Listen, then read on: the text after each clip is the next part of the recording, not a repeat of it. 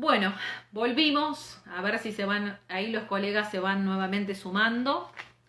Se van sumando porque, bueno, estábamos tratando, quédense tranquilos que la primera parte de liquidaciones laborales está guardada para que ustedes igual, más allá de, obviamente lo puedan volver a escuchar, porque a veces es necesario volver a tomar nota o escuchar alguna parte, más allá del material, está guardado. Bueno, vamos volviendo de a poquito a los colegas. Habíamos quedado en la multa del 9, que no quise explicarlo porque sabía que el tiempo no me daba. La verdad que el día que yo pueda terminar en 1 hora va a ser un milagro. Ese día yo creo que, espero que algún día suceda, pero no puedo. Es imposible, es mucho liquidación laboral en 1 hora poder dar todo, todo, ¿no? Pero vamos mentalmente al 9. Hablamos del 9 en un ejemplo que estaba explicando, ¿no? Un trabajador cuya fecha real de ingreso es del primero de marzo del 2000, ¿sí? Él ingresó a trabajar, dije, el 1 de marzo 2000, ¿bien? Pero el empleador consigna en el recibo de sueldo que su fecha es del 1 de enero del 2003, es decir, acá hay un problema de 3 años que vos me estás de alguna forma, por así decirme la palabra, me estás haciendo el vivo, como quien diría el empleador, ¿no? Se está haciendo el vivo el empleador.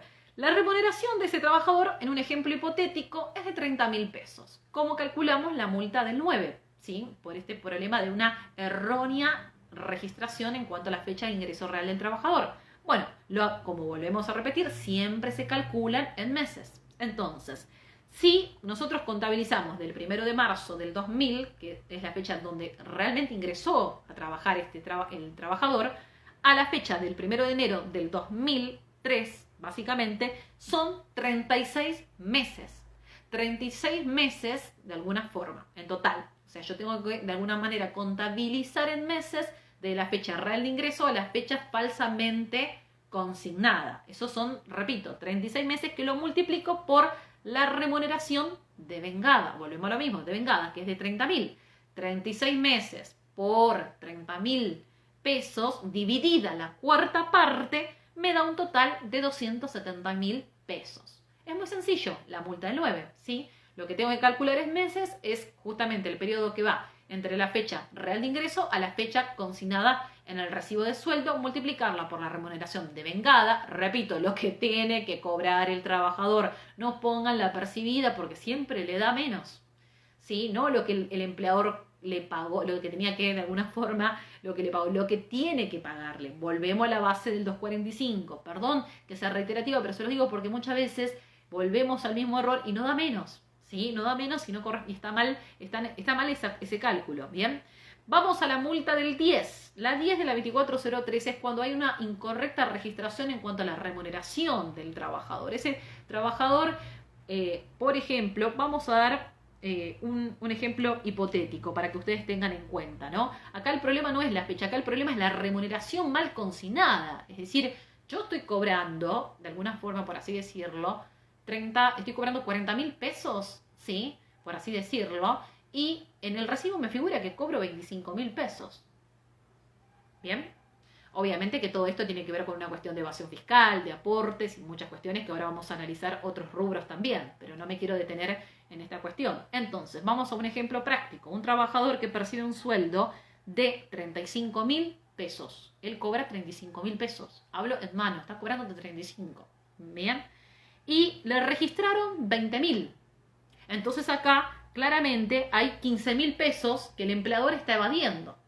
¿Sí? Está evadiendo a los organismos de seguridad social, que para eso hay una multa prevista en el artículo 132 bis y específicamente la ley 25345, que es la ley de evasión fiscal, ¿sí? Entonces, o la ley antifraude, yo le llamo la ley antifraude, ¿bien?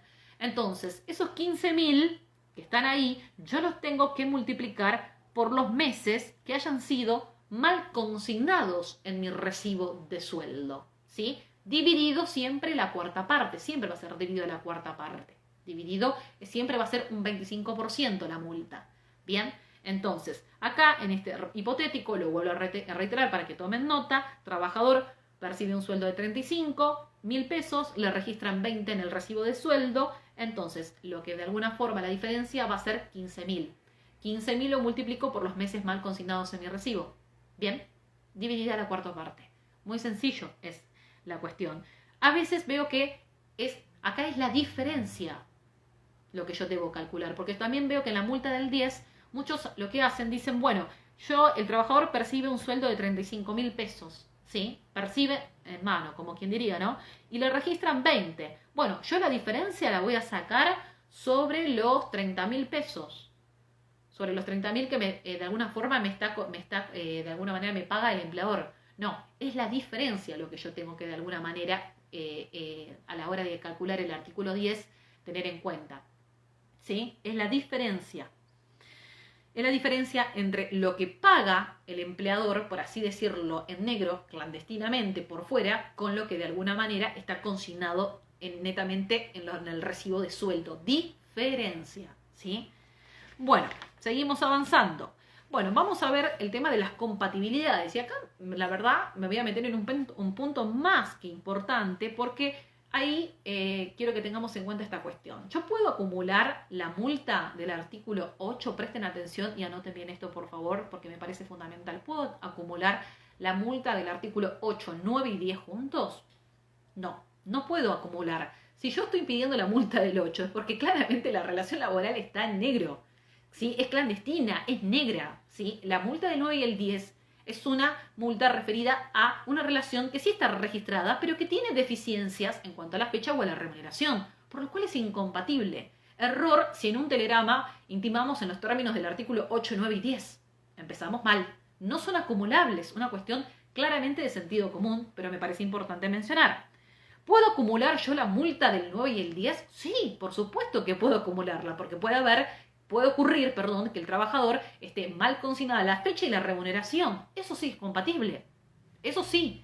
Ahora bien, por otro lado, ¿puedo acumular la multa del 8 puedo acumular la multa específicamente, ahora vamos a analizar el artículo 15 de la 24013, que es el famoso despido represalia, ese trabajador que es despedido en el término de 2 años de haber cursado la intimación a su empleador para que lo registre, ya sea porque lo tenía en negro total conforme al 8 o porque había deficiencias registrales conforme al artículo 9 o 10. Ese es el famoso despido represalia del artículo 15, que establece como multa específicamente, una indemnización, ¿sí? Específicamente, que va a ser una indemnización que va a ser igual, el monto igual que me dio a la 245, más el monto igual a lo que me dio en preaviso, más un monto igual a la integración del mes de despido. Eso es lo que va a tener que pagar el empleador en el caso de que despidiere al trabajador que ha intimado para que lo registre correctamente. Obviamente que en el 15 es más que necesario, obviamente que se va a requerir que la intimación, obviamente, esto es una cuestión de la interpelación fehaciente al empleador, no va a proceder el 15 si yo no interpelo, ¿sí? Acá sí tiene que estar cursada la intimación al empleador, como también a la FIC, ¿sí? Tengo que intimarlos. Bien, entonces, en el artículo 15 del despido represalia, que por así decirlo le dicen represalia, claro, porque como represalia de que yo te estoy intimando que vos me registres, me termina despidiendo en el término de 2 años de que te intimé. Desde que te intimé, ¿de dónde computo? ¿Sí? Desde la intimación. La intimación fehaciente por telegrama laboral. Bien, repito, el valor de del 15, de la multa del 15 de la 24013 va a ser el valor que me dio del 245, si la antigüedad me dio 180.000, va a ser un valor igual a 180.000 pesos. Si el preaviso me dio 80.000 pesos, va a ser otro monto igual a 80.000 pesos. Si la integración del despido me dio 40.000 pesos, va a ser un monto igual a 40.000 pesos. Error si en el artículo 15 nosotros, porque muchas veces interpretan de que tenemos que multiplicar al 245 por 2, al preaviso por 2, a la integración por 2. No, es una multa igual. No es que yo tengo que multiplicarle lo que me dio el 245, al preaviso, multiplicarlo por 2. Es igual, monto igual al 245, monto igual a preaviso, monto igual a la integración del despido. Yo soy una persona muy repetitiva, discúlpenme, pero esta es mi forma, de alguna forma, de pedagógicamente, porque si no es como que de alguna manera estas cuestiones parecen que se las tiene por sabida, pero en el momento de los cálculos, no. Bien, ¿puedo acumular yo puedo pedir específicamente el artículo 8 con el 15 del despido represalia? Sí, por supuesto que sí, es acumulable. El 15 que estamos hablando, si lo despidió en el término de los años, es acumulable. ¿Puedo también acumular el 9 y el 10 con el 15? Por supuesto, si se da este despido de represalia, es acumulable y es claramente compatible. Bien, estamos hablando de compatibilidades. Bueno, por otro lado, también ahora vamos a analizar a la famosa 25323. Y ahí van a venir muchos cuestionamientos en cuanto a esta cuestión específicamente, pero más que nada, antes de pasar al análisis de la 25323 en su artículo 1 y 2, que la ley 25323, a diferencia de la 24013, va a regir para aquellas relaciones que de alguna forma ya no estén vigentes. Por lo cual, si me viene ese trabajador que ya lo despidieron, no voy a poder aplicar claramente la 24013 porque el requisito es que la relación tiene que estar vigente, pero puedo aplicar las multas del artículo 1 y 2 de la 25323. Lo puedo subsanar para, obviamente, con esta ley. Esta ley 25323 es una ley complementaria a la 24013, la complementa. Y vamos a analizar por qué, desde mi punto de vista, y además teniendo en cuenta también la doctrina y jurisprudencia, que si bien está dividida, pero obviamente dependerá de la fundamentación que cada abogado haga en esta cuestión, podemos dar cuenta que también hay una compatibilidad, que yo puedo pedir tranquilamente la multa del artículo 8, 9 y 10 con el 1, con el artículo 1 de la 25323. Ahora vamos a analizar el artículo 1 específicamente y por qué digo que es compatible, que yo puedo tranquilamente puedo solicitarlo, ¿sí? Vamos a verlo, ¿no? Vamos a ir un poquito más adelante. Bueno, sin ir más lejos, antes de pasar a la 25 ya, 323, analizar el 1 y el 2 y esta cuestión, quiero que tengamos en cuenta algunos casos en particular. ¿Qué ocurre específicamente con el famoso caso del artículo 212 de enfermedades y accidentes inculpables? Nos podemos encontrar, esto también me parece fundamental, con distintos supuestos, ¿sí? Puede ocurrir que el trabajador, en este caso, obviamente tenga que realizar tareas livianas, porque tiene el famoso caso del trabajador que solicita que le otorguen tareas livianas y el empleador no puede lamentablemente reubicarlo dentro de lo que es su organización empresarial. Pero no lo puede hacer porque realmente no tiene otras tareas livianas para darle. No hay mala fe del empleador. Si en ese caso, estamos hablando en este supuesto, le va a tener que pagar una indemnización reducida. No le paga el 245, le paga el 247, la mitad de la antigüedad. Siempre y cuando, aclaremos, no pueda reubicarlo. Volvemos a los principios rectores en materia laboral, el principio de la buena fe, ¿sí? Contractual que tiene que, de ambas partes, trabajador-empleador, empleador-trabajador. Ese es un supuesto, pero también nos podemos encontrar en el segundo supuesto en el cual el empleador no puede asignarle tareas, ¿sí? No puede asignarles las tareas al trabajador teniendo ocupación. Sí puede hacerlo, pero no quiere. Hay mala fe. Entonces, si hay mala fe y vos no me querés reubicar y tenés tareas, ¿sí? Lo podemos, claramente, obviamente eso nosotros lo podemos probar, porque claramente va a depender de cada caso particular. Entonces, bueno, me vas a tener que pagar la indemnización reducida del 247, me vas a tener que pagar el 245 completo. Y el tercer supuesto, en accidentes y enfermedades inculpables, que estamos viendo del 212, igual el día viernes la doctora Montanati va a ampliar, pero me parece importante tener en cuenta, el tercer punto es cuando el trabajador ya tiene una incapacidad inculpable que supera el 66%. Es una incapacidad permanente claramente total y definitiva. Entonces, en ese supuesto donde ya claramente que el trabajador no va a poder, en este caso, no va a poder realizar ningún tipo de tarea, ¿sí? El empleador debe abonar el 245 completo, íntegro. Son 3 supuestos. Lo menciono porque, bueno, trae mucha discusión esta cuestión. Anótenlo, todo esto queda grabado para que también cualquier cosa, pues yo sé que hablo rápido por el tema de los tiempos, pero para tenerlo en cuenta. ¿Qué pasa en los casos de despidos por causa de fuerza mayor o disminución de trabajo? Hoy son la moda, es la vedette del año todo esto, ¿no? El despido por fuerza mayor, por disminución de fuerza de trabajo. Si no es imputable al empleador, claramente va a tener que abonar el 247, la mitad del 245. Lamentablemente nos encontramos hoy por hoy que muchas veces el empleador, y no estamos hablando de la situación de la pandemia del COVID, ya antes invocan este famoso despido por fuerza mayor o por disminución de trabajo para no abonar el 245 y abonar una indemnización reducida. Acá tenemos que de alguna forma nosotros invertir la carga dinámica probatoria. ¿Quién se encuentra en mejor condiciones de probar realmente de que vos estás en una situación de fuerza mayor o que realmente hay disminución de trabajo? Va a ser el empleador. Entonces nosotros ahí en nuestras demandas vamos a hacer el famoso onus probandi, vamos a invertir la carga de la prueba, que el empleador lo pruebe, en definitiva, ¿no? Bueno, hoy por hoy sabemos que tenemos esta prohibición de despidos, que prohíbe despedir por razones, en este caso despidos obviamente por fuerza mayor y todo lo demás, pero los despidos siguen igual, ¿sí? O sea, más allá de la prohibición de despidos y toda esta cuestión. Pero bueno, lo menciono específicamente. ¿Qué pasa en el caso de extinción del contrato laboral por muerte del trabajador, prevista en el artículo 248 de la Ley de Contrato de Trabajo? Bueno, en el caso de la muerte del trabajador, se le va a abonar una indemnización también reducida, no del 245 completo, la del 247 va a ser la mitad, ¿sí? Obviamente que tengamos en cuenta específicamente cuáles son para saber quiénes son los legitimados para poder cobrar la indemnización en caso de fallecimiento del trabajador, tenemos que remitirnos al artículo 38, anótenlo, de la ley 18.037, ¿sí? Donde nos va a decir quiénes son los derechohabientes que van a tener previa acreditación de vínculo, poder de alguna forma cobrar la indemnización por fallecimiento del trabajador. Yo hace poco justamente se quedó firme un fallo muy importante, en este caso en una causa muy dura que tuve en cuanto a fallecimiento de trabajador, donde la legitimada, por así decirlo, era la hermana, porque está muy cuestionada la legitimación del hermano o la hermana en lo referente a la muerte del trabajador, ¿no? Y es una causa que tuve en el Tribunal del Trabajo Laboral 5 de Matanza, 5 años, que quedó firme.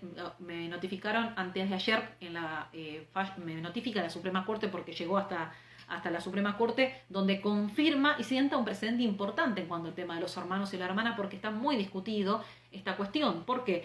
Porque específicamente el artículo 38 de la ley 18.037 nombra a los hermanos y hermanas, pero hubo una modificación en cuanto a la ley de jubilación y pensión, donde los hermanos no están incluidos. Entonces hay como de alguna forma algo vidrioso, donde no se puede, por así decirlo, decir esto es así. Sabemos que el derecho no es 1 más 1 igual, pero estaba muy discutido. En este caso el trabajador, un muchacho que tenía 32 años, donde específicamente en cuanto si vamos al orden de prelación del 38 de la ley 18.037, no tenía hijos, no estaba casado, no había conviviente y sus padres estaban fallecidos. La única, de alguna forma, su único familiar era la hermana.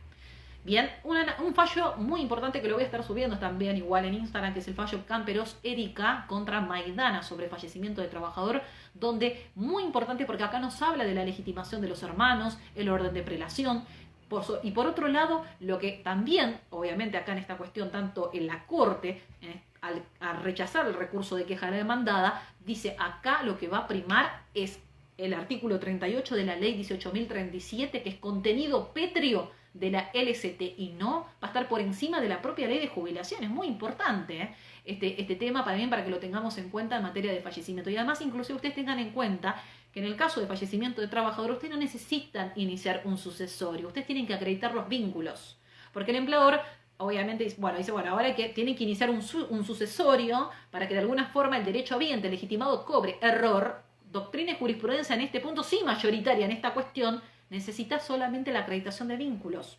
O en todo caso, claramente, acá volvemos, que esté legitimado y esté dentro del artículo 38, que acá en este fallo que estoy mencionando, importantísimo, que ha llegado a la Suprema Corte, claramente lo voy a subir porque yo no lo he subido, digamos, hasta tanto quede firme. Hoy quedó firme y es importante en materia de muerte del trabajador del 248. Seguimos avanzando.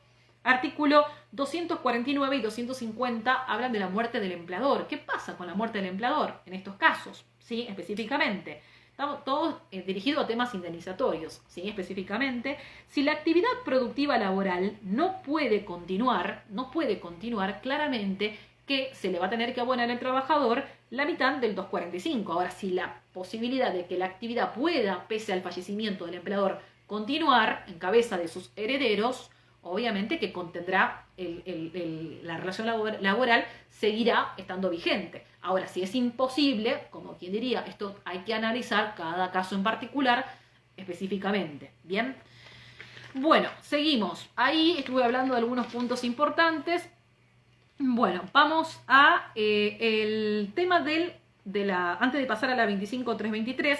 Específicamente el artículo 11 de la ley 24.013 nos establece de alguna forma también requisitos o por así decirlo, que nosotros tenemos que tener en cuenta a la hora de intimar en virtud del artículo 8, 9 y 10 de la 24013. Había nombrado que era para relaciones laborales vigentes, que tenemos que remitir a la FIP dentro de las 24 horas, pero sobre todas las cosas, si leemos el 11 de la 24013, dice específicamente, en primer punto, que nosotros tenemos que mencionar a la hora de intimar a la registración, que es por un plazo de 30 días, denunciar, obviamente, la fecha real de ingreso, ¿sí? La fecha real de ingreso del trabajador, la fecha mal consignada. Yo pongo todos los datos correspondientes, ¿sí? La fecha, el monto real de la remuneración que percibe el trabajador.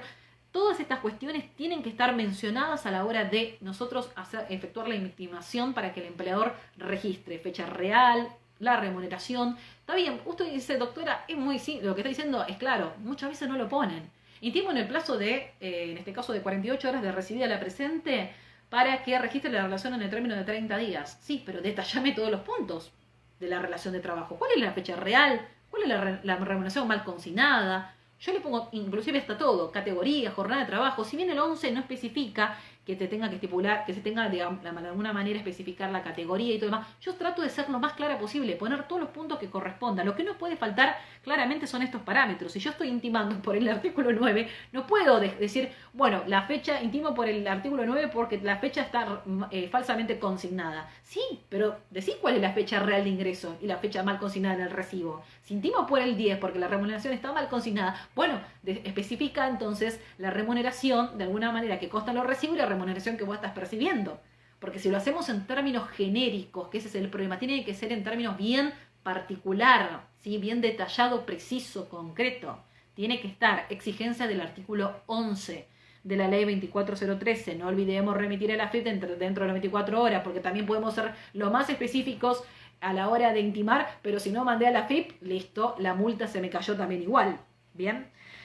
Bueno, por otro lado, con respecto a la jurisprudencia de la Suprema Corte SCBA en la provincia de Buenos Aires, en lo que tiene que ver con la 24013, específicamente quiero leerles unos autos, que son los autos Coscarelli, ¿sí? Que igual, repito, todo esto lo voy a subir, pero me parece importante a la hora de cómo se interpretan, la interpretación que tiene la Suprema Corte en cuanto a la ley 24013. Y vamos a ver que es una interpretación interesante. Le voy a leer un pequeño párrafo. Dice que el legislador, al ordenar el pago de las indemnizaciones agravadas establecidas en la ley 24013, tuvo en miras no solo proteger un determinado bien jurídico, sino desalentar eventuales conductas evasivas del empleador. Por otro lado, otro fallo de la SCBA, Autos Simari con S, dice que la Suprema Corte resuelve que el artículo 8 de la 24013 no puede ser interpretado con criterio restrictivo, no puede ser una interpretación que los jueces hagan en forma restrictiva, ¿sí? Eso también tener en cuenta en cuanto a la interpretación, una interpretación que no puede revestir, dice, no puede ser interpretado con carácter restrictivo, ¿sí? Me parece, yo lo cito mucho a la hora de peticionar las multas del 8 a los fallos de la SCBA, si estoy en provincia y si estoy en nación, bueno, fallos de cámara, bien importante. Bueno, por otro lado, tengamos otra cuestión que habla en este mismo fallo Simari con S de la SCBA en cuanto a la interpretación de la 24013, dice que la interpretación de las disposiciones de la ley 24013 parten de un principio objetivo, promover que la regularización de las relaciones laborales indocumentadas. Por eso es que no puede haber una interpretación por parte de los jueces que sea restrictiva, ¿sí? No puede.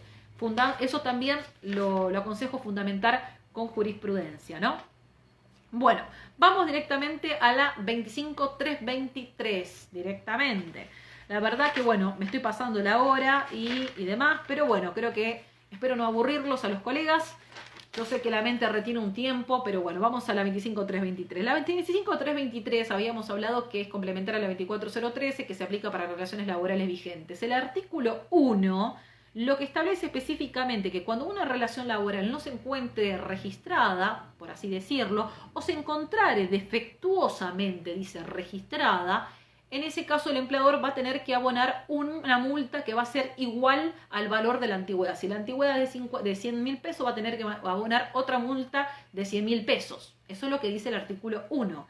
Ahora bien, vamos a ver que se suscitan distintas controversias porque muchos me dicen, doctora, ¿yo puedo pedir en el artículo 8, 9 y 10 de la 24013 que sea compatible con el artículo 1 de la 25323? Porque el artículo 1, si vamos a la interpretación literal, dice relaciones que se encuentren directamente no registradas como o también dice relaciones que se encontraren defectuosamente. Y sobre esta cuestión, lo que yo quiero mencionar es que hay dos posturas en esta cuestión, por lo cual yo les digo a ustedes, pídanlo, pidan el 8, el 9 o el 10 o el de la 24013 según sea el caso que corresponda y lo articulen con el artículo 1 de la 25323, porque también es una situación vidriosa, hay que pedir, después los juzgados, los jueces son los que van a resolver, pero lo fundamentamos. ¿Por qué?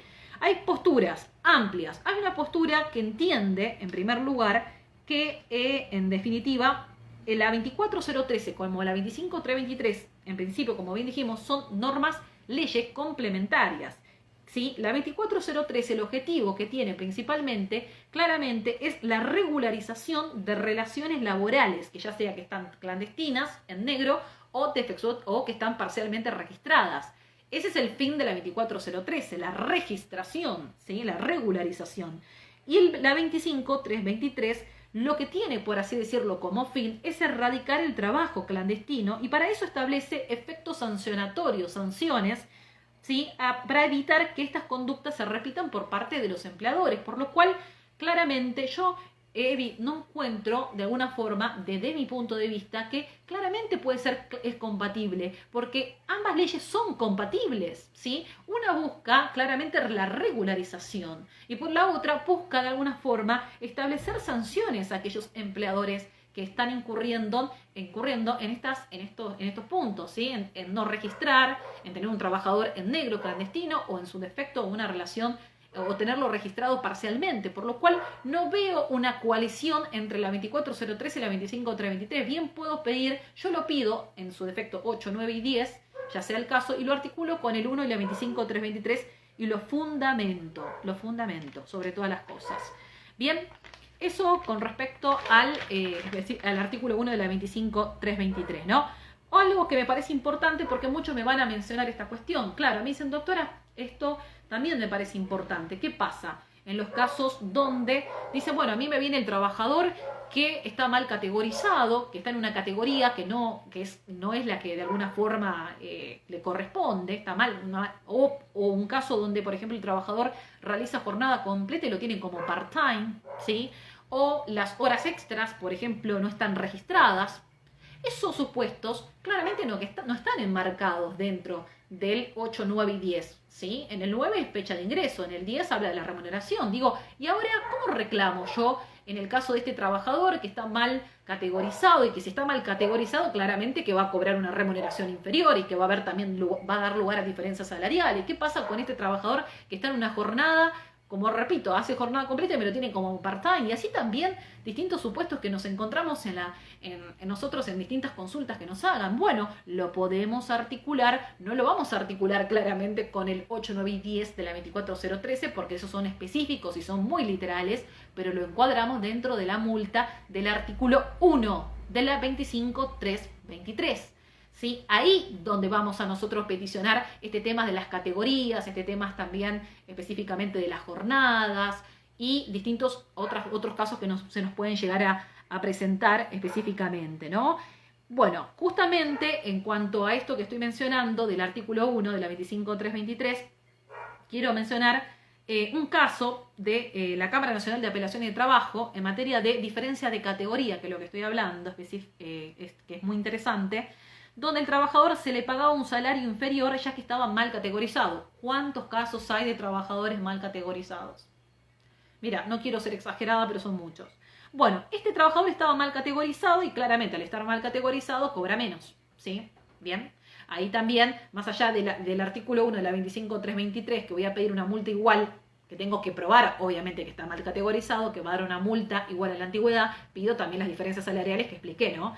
Pero en el fallo específicamente de la Cámara Nacional de Trabajo, sala 7, en los autos Salazar con doble Z, Víctor Hugo, no lo voy a dar completamente porque lo voy a subir esto igual, con el voto del doctor Rodríguez Brunengo, dice claramente que la norma citada, artículo 1 de la ley 25.323, no se encuentra limitada a su aplicación a los supuestos contemplados por la ley 24.013. Es un fallo donde, en este caso en particular, fallo de Cámara Nacional de Apelaciones de Trabajo, donde se dio lugar a la multa del artículo 1 de la 25.323, porque si no, nos encontramos acá en una situación donde, bueno, uno dice, bueno, a este trabajador que está mal categorizado, bueno, directamente lo que voy a hacer es reclamarle las diferencias salariales, nada más. No, y sí, pero de alguna forma lo tiene mal categorizado. El 8, 9 y 10 no comprende la situación del mal categorizado o el que realiza una jornada completa y lo tienen como en un part-time. Me parece muy discriminatorio por parte de la norma. Entonces, acá la 25.323, cuando dice en el artículo 1, relaciones que se encontraren de alguna forma no registradas o defectuosamente registrada, si yo digo defectuosamente registrada, entraría claramente estos supuestos que estamos abordando. No nos quedemos solamente con peticionar las diferencias salariales que yo estaba mencionando por los 26 meses no prescriptos, sino también pedir la multa del artículo 1 de la 25.323. ¿Bien? Bueno, por otro lado, esto me parece, bueno, de fallo importante, ¿no? Para tener en cuenta. Bueno, vamos a pasar a la multa del artículo 2. Artículo 2, perdónenme, pero bueno, estamos, multa del artículo 1, ya lo hemos mencionado. Bueno, la multa del artículo 2 de la 25.323, que también obviamente es compatible, no se discute, aclaro una cuestión, que la multa del 2, que ahora yo voy a hablar, de la 25.323, no se discute en modo alguno que es compatible con la del 8, 9 y 10 de la 24.013. La discusión se genera con la multa del 1, porque muchos van a decir, no es compatible con el 8, 9 y el 10, porque para eso ya están esas multas. Sin embargo, repito, la doctrina y jurisprudencia está dividida. Y si está dividida, ustedes fundamentan. Resuelva el juez como vuelvo a repetir, será el juez el que tenga la última palabra, pero nosotros fundamentemos, tenemos jurisprudencia, tenemos doctrina, y sabemos que, repito, en el derecho claramente no es una ciencia exacta. Bueno, en la multa del 2 de la 25.323 va a ser también una multa sancionatoria al empleador, porque acá el trabajador, específicamente si leemos el 2, dice que ha tenido que iniciar las acciones judiciales correspondientes o haber iniciado, no acciones judiciales solamente, sino también inclusive haber tenido que iniciar un procedimiento administrativo, como puede ser el SECLO, como puede ser ir al Ministerio de Trabajo, para poder cobrar obviamente los rubros indemnizatorios que estamos mencionando, principalmente los que son fundamentales son el 245, la antigüedad, el 232, que es el preaviso, el 233 y la integración del despido. Es decir, si ese trabajador tuvo que de alguna forma poner en movimiento la maquinaria judicial para poder percibir el cobro y el empleador no paga, bueno, entonces esta multa del 2 de la 25.323 dice que va a tener que abonar va a tener que abonar de alguna forma. En este caso el empleador deberá abonarle al trabajador específicamente un 50%, la mitad de lo que corresponda al 50% de la antigüedad. Es decir, si la antigüedad me dio 100.000, 50.000. 50% del preaviso, si me dio 20.000, 10.000. 50% de la integración del despido, si me dio 5.000, 2.500 pesos. Es una multa, por así decirlo, que es 50%, la mitad de la antigüedad, preaviso e integración del medio de despido. Tengamos en cuenta que en la provincia de Buenos Aires tenemos las incidencias de SAC. Entonces las incidencias de SAC también en provincias las voy a tener que incluir. ¿Cómo calculo la incidencia de SAC? Me dice doctora, porque estuvimos hablando de muchas cosas, pero sobre la incidencia del SAC no. Bueno, si yo quiero calcular el SAC sobre antigüedad en provincia, lo que me dio de la antigüedad, por ejemplo, 150.000 pesos, lo tengo que dividido 12. Y ahí ya me da el valor de la incidencia de SAC. Preaviso, SAC sobre preaviso que me dio 80.000 pesos, 80.000 dividido 12, ¿sí? Esto lo tengamos que, también no lo había mencionado para que lo tengan en cuenta. Bien, ese sería el 2 de la 25.323. Bueno, ahí estuvimos viendo todo lo que son específicamente, bueno, con respecto a la Suprema Corte, en un fallo del artículo 2 de la 25.323, para que ustedes puedan entender la finalidad de este articulado, dice que el agravamiento de la indemnización prevista en el artículo 2 de la ley 25.323 se vincula con la conducta morosa, ¿sí?, del principal que fehacientemente intimado no abona en término las indemnizaciones derivadas del despido, obligando al trabajador a iniciar acciones judiciales o instancias previas obligatorias para percibirlos con la consiguiente pérdida de tiempo y esfuerzo. Fallo de la doctrina legal de la Suprema Corte en el fallo Moreno Lidio contra Telefónica sobre despido. Y así también tenemos en la Cámara Nacional de Apelación del Trabajo fallos muy similares. Bueno, vamos al certificado del artículo 80, que igual yo en la primera parte había hablado mucho ya en el intercambio telegráfico. Tengamos en cuenta que de no entregarse los certificados del artículo 80 de la Ley de Contrato del Trabajo, el empleador va a tener que abonar 3, en este caso, sueldos percibidos.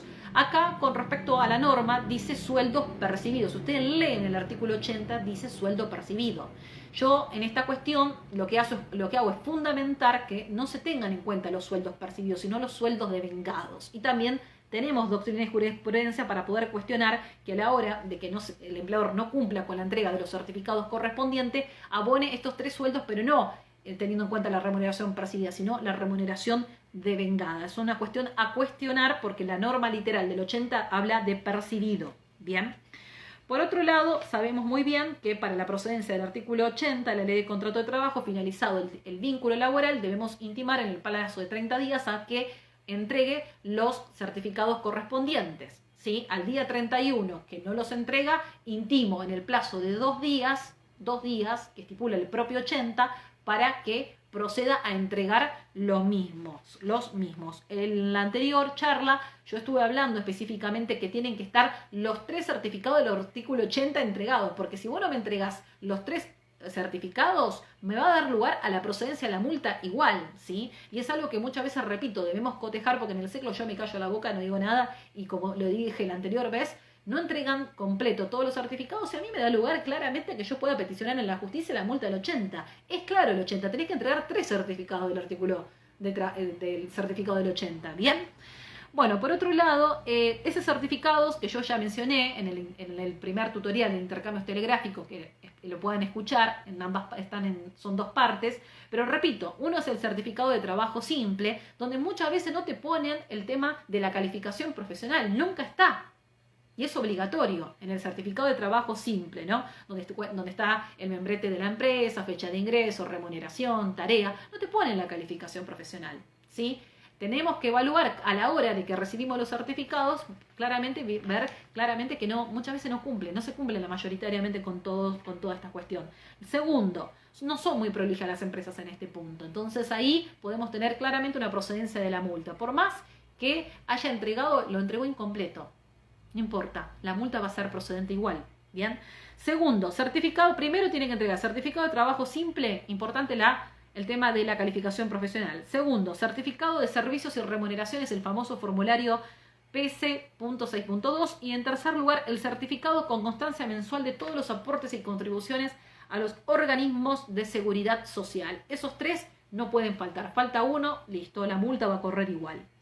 Bueno, pasamos al artículo 132 bis de la Ley de Contrato de Trabajo, que se va a aplicar para aquellas relaciones que se encuentran registradas, aclaremos, no a las relaciones que están en negro.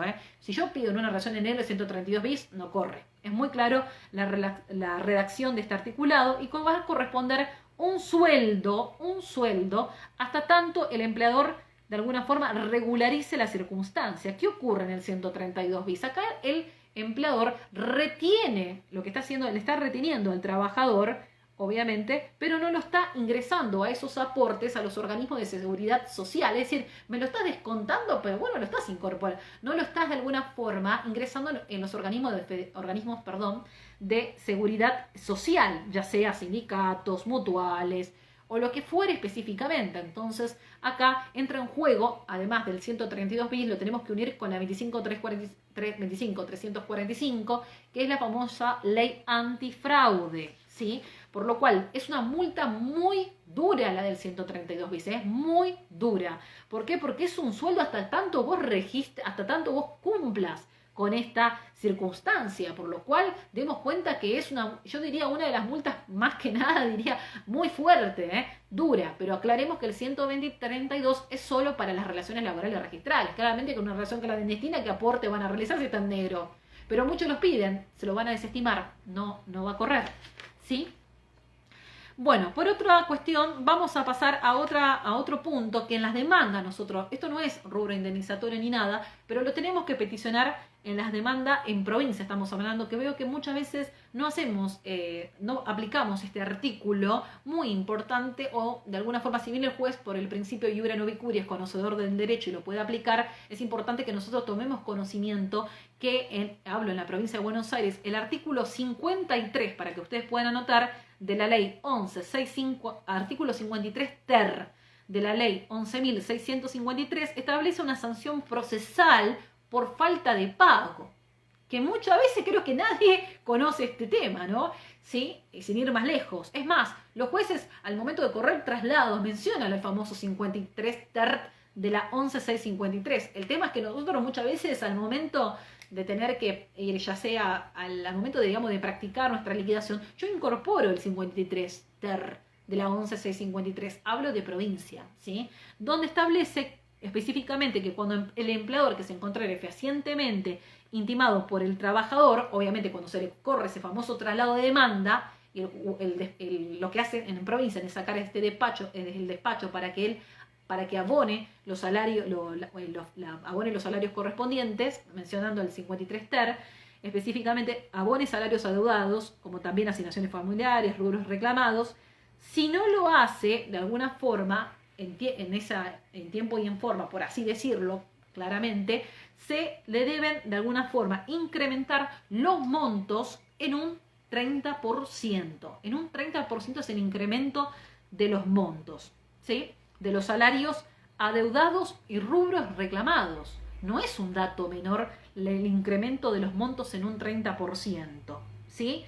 Es decir, vamos a un ejemplo, a un trabajador que se le adeudan 2 sueldos, no le pagaron 2 sueldos, 2 salarios adeudados. Bueno, con una remuneración devengada de 20.000 pesos. Bueno, entonces le deben 40.000 pesos, porque dijimos que le adeudan 2 sueldos, 40.000. A la hora de calcular el 53 ter de la ley 11.653, hago estos 40.000 pesos que adeuda de estos salarios, que yo obviamente lo habré claramente mencionado dentro de la liquidación, y lo multiplico por el 30%, por 30 sobre 100 me da 12.000 pesos, ¿sí? Pero está bien, acá solamente tuve en cuenta por un ejemplo hipotético en el caso del pago de 2 sueldos, ¿sí? Pero también hablamos de sueldos y otros rubros reclamados, entonces ahí viene también, de alguna forma, no está mal dentro de la liquidación en la provincia de Buenos Aires mencionar también este articulado, que hoy en la provincia de Buenos Aires sabemos, una nueva ley procedimental que todavía no ha entrado en vigencia, por así decirlo, porque todavía no tenemos estas cámaras departamentales, pero también está previsto, sigue estando este articulado del 53 ter, pero ahora se encuentra en el artículo 67 de la ley 15.057, ¿sí? Sigue estando igual. Vamos a pasar a los despidos discriminatorios y ya vamos a ir terminando. Se hizo largo y eso que menos mal que me hice un mini resumen, porque si no me hacía un mini resumen creo que nos debemos a quedar hasta tarde. Despido discriminatorio previsto en el artículo 178 de la Ley de Contrato de Trabajo. Tenemos al despido por embarazo, ¿sí? Específicamente, que sabemos aquel que se produzca 7 meses anteriores, ¿sí? O 7 meses posteriores al parto, ¿sí? Esa es una presunción que establece la LCT, en donde obviamente aquí, en el caso de que el empleador de alguna forma despidiere a esa trabajadora, ¿sí? Dentro de esta presunción que estamos mencionando, tendrá que abonar obviamente 13 salarios, ¿sí? La multa del famoso 182 de la Ley de Contrato de Trabajo, 13 salarios. ¿Por qué digo 13 salarios? Porque dentro de esos 12 salarios, ¿sí? Que son de un año, 12 salarios de un año completo, tengo que incorporar al aguinaldo también, por eso son 13, ¿sí? Luego tenemos el despido por matrimonio previsto en el 181 de la Ley de Contrato de Trabajo. Recordemos una cuestionante importante: para que sea procedente la multa del despido por embarazo, que es un despido claramente discriminatorio, la trabajadora tiene que notificar fehacientemente su situación de embarazo, ¿sí? Hay algunos pocos fallos jurisprudenciales que he visto que, bueno, han dado lugar digamos, a una notificación por correo electrónico, pero no juguemos con esa cuestión, siempre notificar en forma fehaciente por telegrama laboral el embarazo. Pasamos al matrimonio, donde la presunción, aquí en esta cuestión, se entenderá, es una presunción de la LCT en esta cuestión, de que el despido se produjo por causa de matrimonio cuando ocurra 3 meses antes del de la celebración del matrimonio, 3 meses antes del matrimonio, o 6 meses posteriores a la celebración del mismo. Bien, volvemos a lo mismo, el trabajador tiene que notificar también al empleador, obviamente que de alguna manera va a tener que notificar y preavisar tal modificación de su inminente estado civil. Debe notificar en ambos casos, notificación fehaciente, no juguemos con los correos electrónicos, los WhatsApp y demás. El correo está trabajando, sé que no trabaja de la misma forma, pero siguen laburando, como quien diría, ¿no? Bueno, dijimos que tanto en el embarazo como en el matrimonio van a ser una multa de 13 salarios, ¿sí? Incluyendo el SACS, conforme el 182 de la Ley de Contrato de Trabajo. Bueno, por otro lado, también para mencionar, tenemos el despido discriminatorio que obedece, regulado por la Ley 23.592. Claramente aquí, por ejemplo, en el despido discriminatorio, que no estamos hablando específicamente de cuestiones de matrimonio, hablamos de matrimonio embarazo, que no están contemplados en la LST, sino en esta ley específicamente 23.592, que se puede ver un despido, un trabajador que ha sido despedido por motivos de su salud, por razones de discriminación racial, étnica o lo que fuere. Podemos tranquilamente articular la ley antidiscriminatoria. Como parámetro para tener en cuenta a la hora de abonar, ¿sí? Usted me dice, doctora, pero en el despido discriminatorio sabemos, y que vamos a la ley, que uno puede solicitar la reinstalación más una reparación integral por los daños y perjuicios ocasionados. Esto lo prevé el artículo 1 de la ley 23.592. Ahora, el parámetro con respecto para tener en cuenta lo que ha, de alguna forma, resuelto específicamente, por tanto en nación como en provincia hay muchos fallos en esta cuestión, cuál es de alguna forma la base, ¿no? De decir, bueno, la base la base a tener en cuenta para establecer el monto que tiene que pagarle a ese trabajador que fue despedido por cuestiones discriminatorias, que volvemos, acá hay que probar, como siempre digo, aprobanzas. Bueno, acá por ejemplo menciono el fallo Fritz con TS contra Envases del Plata. Es un fallo de la Sala 9, expediente 46928/2012, donde se tiene como parámetro justamente la base del 182 de la Ley de Contrato de Trabajo, esta base de estos 13 sueldos que mencionamos del despido por embarazo y despido por matrimonio. Toman en base esos 13 sueldos como parámetro a la hora de que nosotros podamos peticionar a nuestra demanda de alguna forma que el parámetro de liquidación en un despido discriminatorio, ¿no? Este fallo que me he mencionado lo voy a estar igual también subiendo todo, ¿sí? Bueno, creo que en definitiva no me ha quedado absolutamente nada en el interín, espero que no. Fueron más, perdonen a los colegas que realmente me pasé y mucho. Otra cuestión para finalizar más que nada, ¿no? Que quiero que tengamos en cuenta algo que me parece muy importante mencionar, y ya con esto cierro. Igual, repito, subo todo de lo que estuve hablando, pero hay algo que quería había anotado en un tema muy importante que no quería dejar en claro.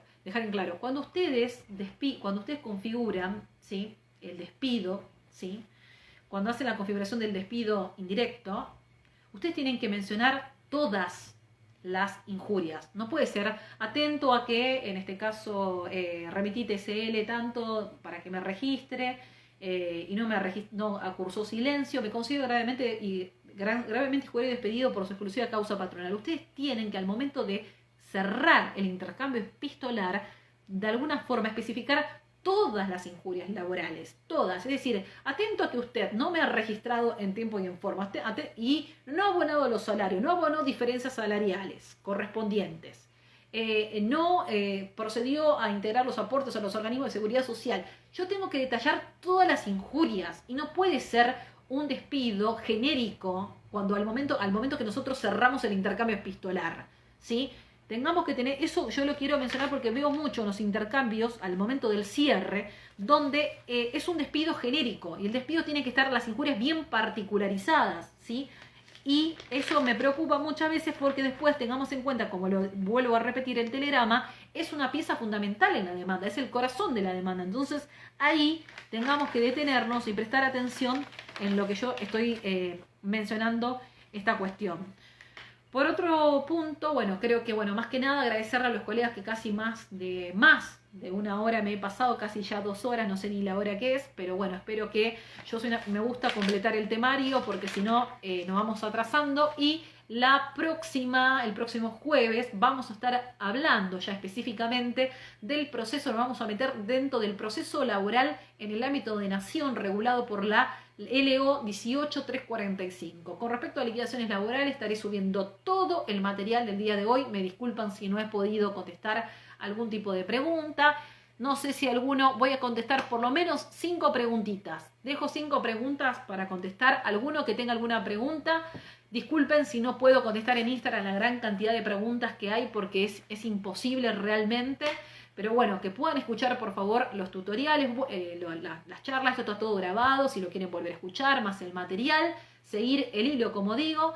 Y les agradezco realmente infinitas que estén participando en esto, me parece muy fructífero este tipo de cursos de actualizaciones que estamos realizando. Les agradezco a los que me están saludando a todos y demás, ¿no? Bueno, veo que... Bueno, algunas preguntitas, contesto por lo menos algunas preguntitas antes de cerrar. Antes de cerrar directamente lo voy a ver si no hay alguna pregunta. Bueno, me pregunta el artículo 2, ley 25.323, ¿cómo se calcula? Bueno, es el 50%, como dijimos, de lo que te da la antigüedad. Es un monto igual a la antigüedad, monto igual del preaviso y monto igual a la integración del despido que yo estuve explicando. Igual ambos videos está todo guardado para que lo vuelvan a escuchar.